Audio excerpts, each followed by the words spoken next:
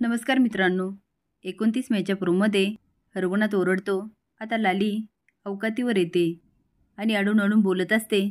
रघुनाथ म्हणतो, लाले तुला नक्की काय बोलायचं ना, ते नीट बोल.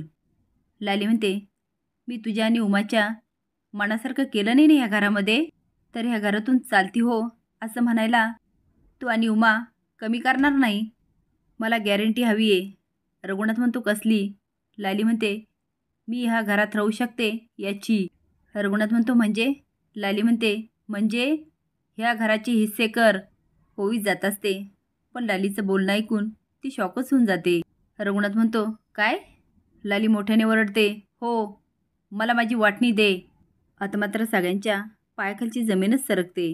सगळ्यांना धक्का बसतो, त्यासोबत श्रीनू आणि कांताला.